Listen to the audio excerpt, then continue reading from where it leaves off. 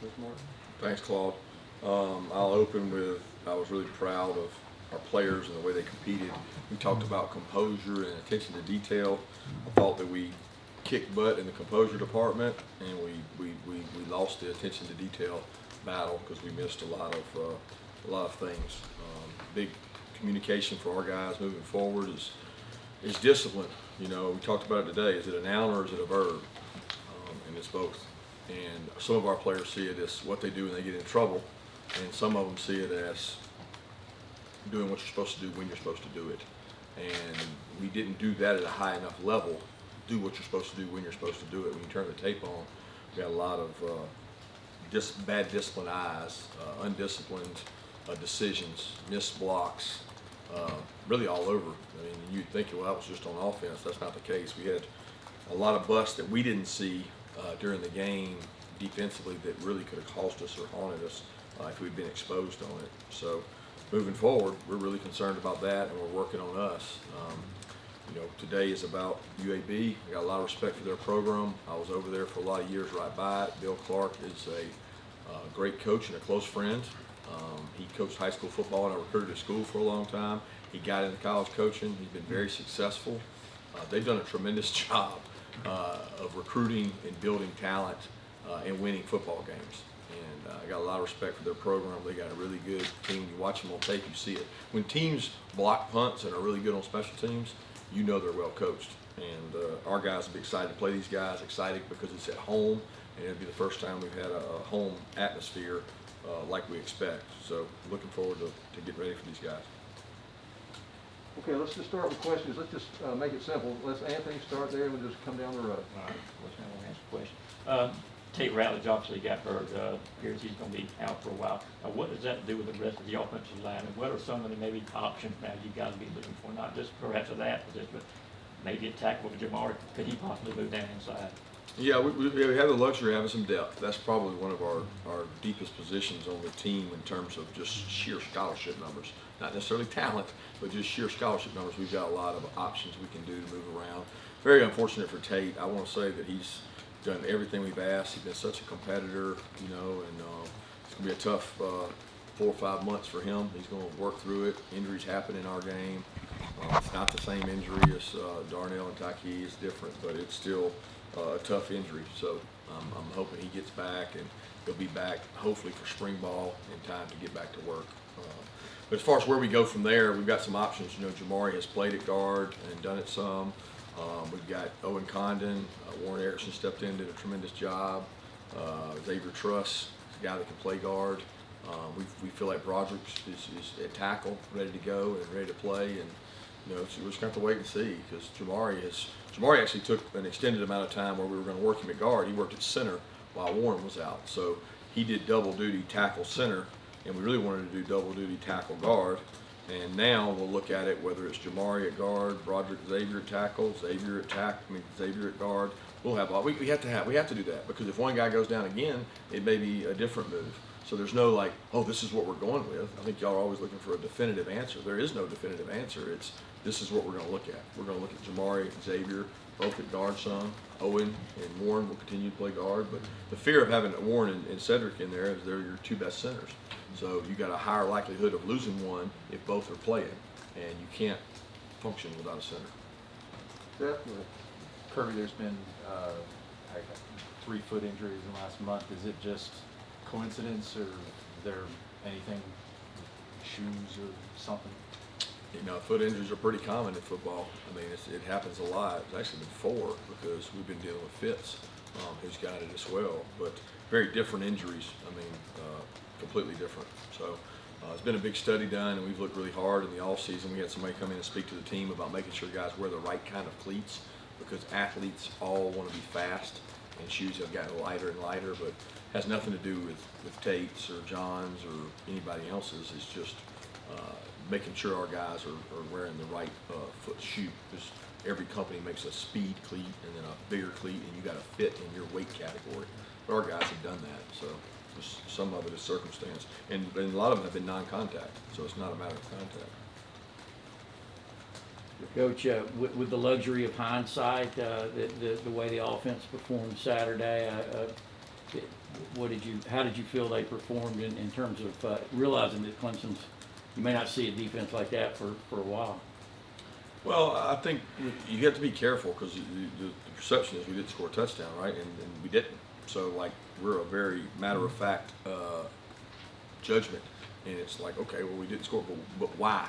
Why did we not? Okay, you go through the reasons why, and you go through each play, and a lot of it was attention to detail. It's not converting on third down, missing a couple explosives. They played us very different than what you would normally say a Clemson team would play. They prepared for speed breaks and shots and fastballs because that's what they had given up. And they did a good job of defending that. But to say that we didn't function or didn't run the ball well, we ran the ball well at times. I mean, anytime you can run the ball down somebody's throat in 4 minutes, it's pretty obvious that they know we had to run the ball there, and we were still able to. So we did some really good things offensively. Hey, I'm excited to see what our guys can do, moving forward. And the greatest jump you make is from game 1 to game 2. So we got to find a way to be more explosive, and you can see on tape that it's there. So I'm glad we got the attention of those guys. Kirby, kind of along those same lines, we talked about, you talked about a lot of those young players that before the game that you wanted to see them get out there and play, they needed that experience. Do you, that game 1 to game 2 thing, do you expect more from guys like Ladd and A.D. Mitchell and those guys that haven't played? I mean, does the bar get raised for them, or does the standard kind of stay the same? No, there's a standard that's always set here, and we didn't play to the standard on offense or defense in terms of execution. Results, you can say the defense did, but in terms of execution, we didn't play to our standard in terms of guys doing their job. I do think in my years of coaching, there's a certain number of times something has to happen for a guy to be able to function and do it right. So we have a play, Brock Bowers misses a block, Arian lines up wrong, AD's in the wrong spot and doesn't block the right guy, and the play's unsuccessful. Well, those 3 players, and you guys probably think of Arian as an experienced vet, and I look at him as really a freshman, because this time last year he was rehabbing. So there's 3 players on one key play that all do the wrong thing, and now we have to make sure that doesn't happen again, because it happens once. Nervous energy, different things, you miss things. These guys are going to grow and get better, and we're going to develop them from it. But my expectation is they do it from day 1 all the way through. Kirby, you mentioned Brock Bowers there. How much of, he led the team in targets, how much of that was an intentional effort to get the tight end the ball versus just happenstance? Well, several of those were not targets just for Brock. He was the open guy. Some of that was get the ball out quick against a really good pass rush and not being able to see how long are we going to be able to protect. Are we going to be able to get vertical down the field? What's the easiest way to throw a short pass to the tight end? Who do they probably least expect? Brock Bowers. And so a lot of that is happenstance, but he's certainly a good player, and not every play that he got the other night was designed for him. It just ended up that way because some of those are RPOs, some of those are boots, and there's 2 or 3 options. How have injuries impacted Jermaine Burton's development, even going back to the spring? And what did you make of his performance on Saturday? Well, I think first off, and I don't know this, I actually thought about looking it up, but of the last, we have 26, 29 practices before camp. We had 15 in the spring, so let's roughly say that's 45. I bet you each practice out of 45 practices, 10 times, 15 times he's been able to practice. So he's missed a lot of time. And he was already a young player last year in group. So I think for him, he knows that his upside and his best football is in front of him. And he's done everything we've asked in terms of getting well, rehab and pushing himself. But he's not in game shape. He's not in game speed, and we got to improve that. We got to work on it. And he's certainly a very talented football player that we're excited about, and he will help us be explosive. And he just got to practice more. Emily, do you have a question? Coach, when I talk to players from your 2017 season, your former players, Jonathan Ledbetter, Terry Godwin, Devin Bellamy, they all mentioned Notre Dame as the point where things really came together. They were super confident after that win. They just mentioned that game so much rather than mentioning the first game. Obviously, you guys just played Clemson, and you're making a championship run every season. It's like that. Do you feel like that's kind of the way former players describe Notre Dame, do you feel like your current players might describe Clemson that way? If you understand where I'm going with that. When you're making a championship run, beating a team like that, I mean, how much does it really mean? Well, it means a lot for confidence, okay? Confidence can help. Can overconfidence hurt? Yeah. So there's a line there, right? The experience of the environment is what I value. Win, lose, or draw, the experience of that environment was going to make us better. And that's what I gained from it. Does it give some of the players more confidence? Yeah, it does give them more confidence. It does. But it better not give them overconfidence. Because humility is 1 week away. And we're playing a good football team, which I know none of y'all believe me when I say that.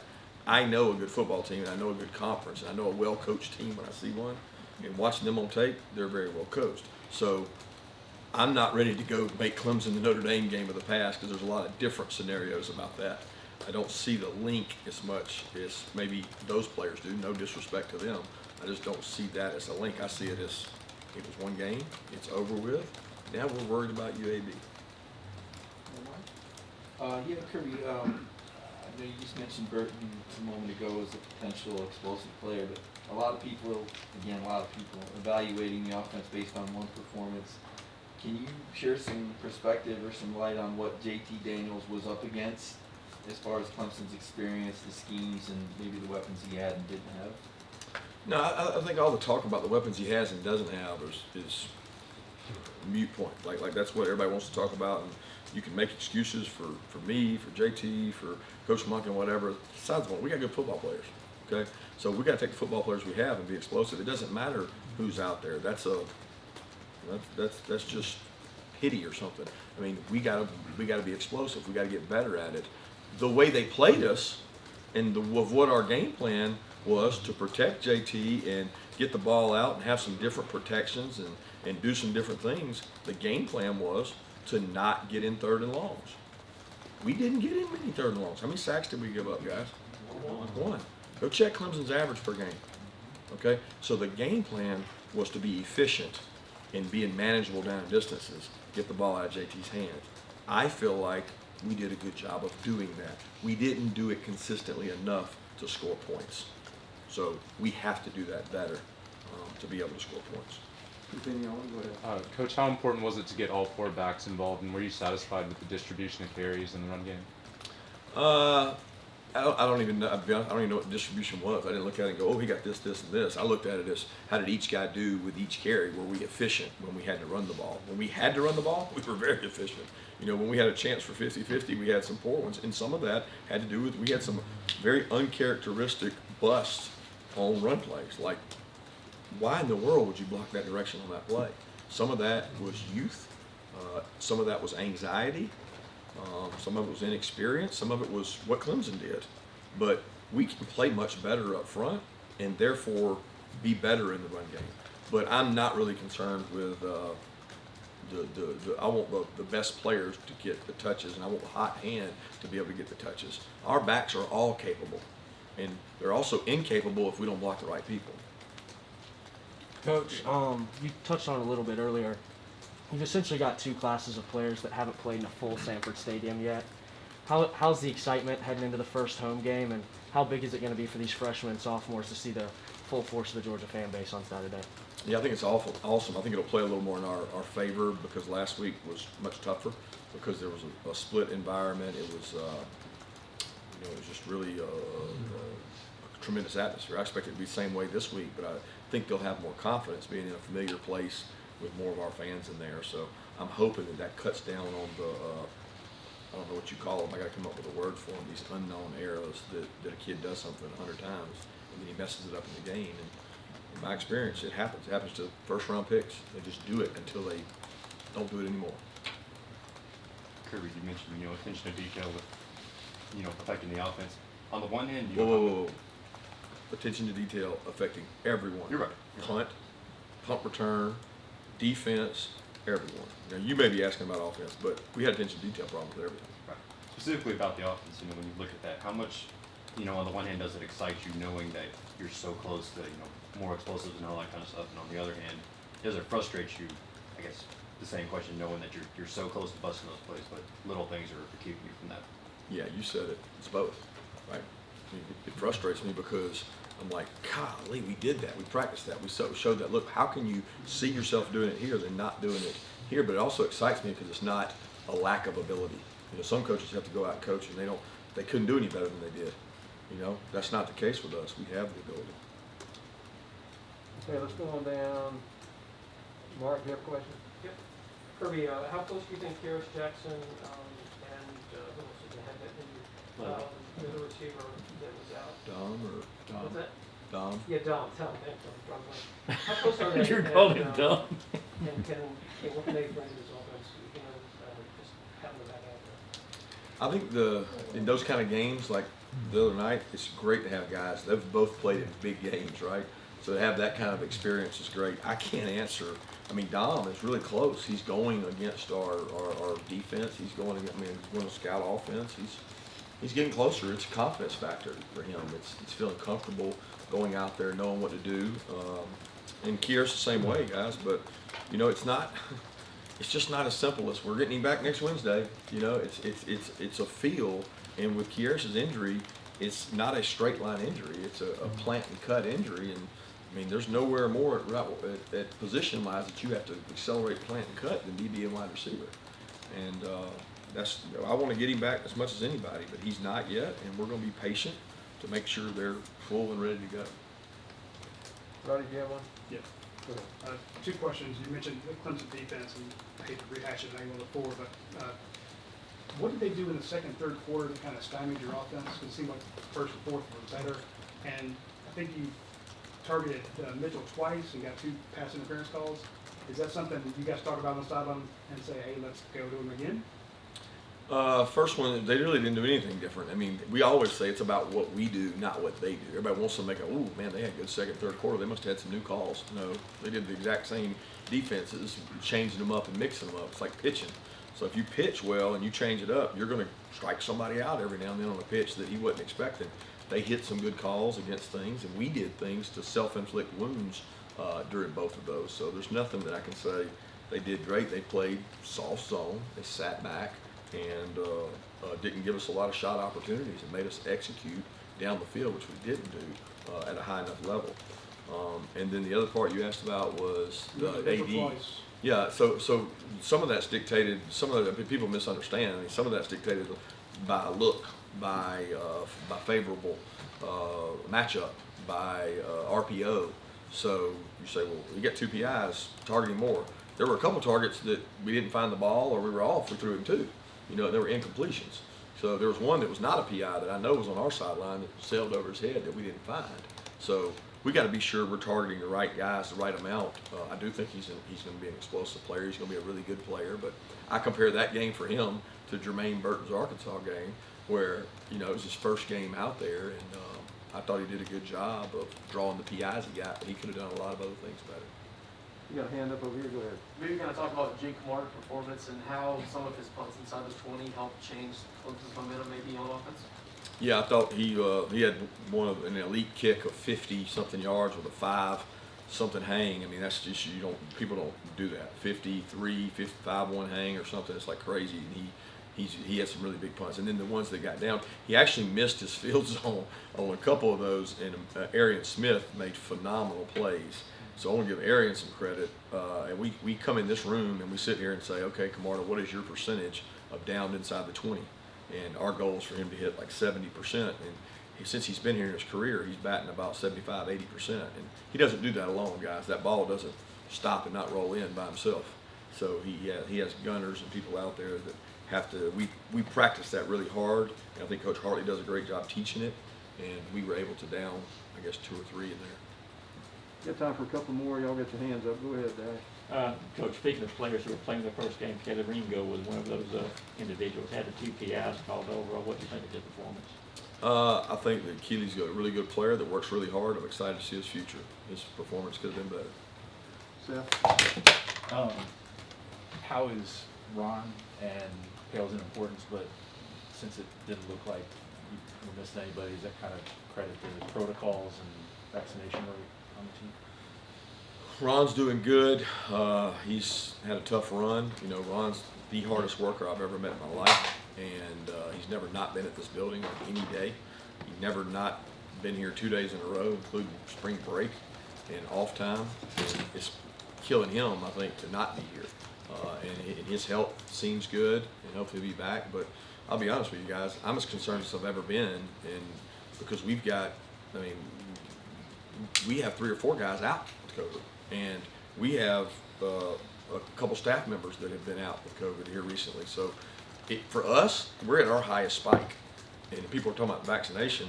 Well, these are people that are vaccinated. I mean, we're talking about breakthroughs, and so that concerns you not only for the players on your team that are unvaccinated, that are playing and not playing, because we want everybody to be safe, but it concerns me for the players that are vaccinated that we could lose one. And to see that it's at the highest we've been since fall camp right now. And I think there's this like relief that you guys feel like, oh, well, everything's back to normal. Well, it's really just not for us right now, because we have the most we've had right now in quarantine. Last question, Chip, go ahead. You touched on this a little bit Saturday night, but it is particularly strong in your secondary. Guys like Latavius Sprinting, Amir Speed, fifth-year guys, and Christopher Smith, and they all made impacts in that game in the age of the portal. Is it any kind of statement made there about, hey, hang around, you're going to get your chance? Sometimes you're going to sit behind NFL draft picks? I don't know the answer to that. I mean, I can't control what other people do. I'd love for y'all to promote that message and tell every young player on our team, look at these guys, look what they've done. But it's a, what can you do for me now society? What can you do for me right now? You guys, you want something now, right? I want something now. Everybody was, what can you do for me now? And we're trying to sell a team sport and a team game, and there's no greater example than Chris Smith running down the field with the ball and Brenny right beside him, who both played. They didn't play great. They played good. They didn't play great, but they played like they played because they got the experience last year. You know, Brenny played the Cincinnati game. He had more confidence because of it. Chris Smith played for his Luke Out. He had more confidence because of it. They also had confidence because they've done each one of those things a certain number of times. And to everybody's loving of rankings and loving of recruiting out there, I get it. I understand it. I love recruiting too. But you can't just walk in here and be immediately perfect and do everything right. You have to gain experience. And those guys have done that. And they have been behind some good football players, and they did wait their turn and fight and battle. And you know what? They've been contributors on special teams.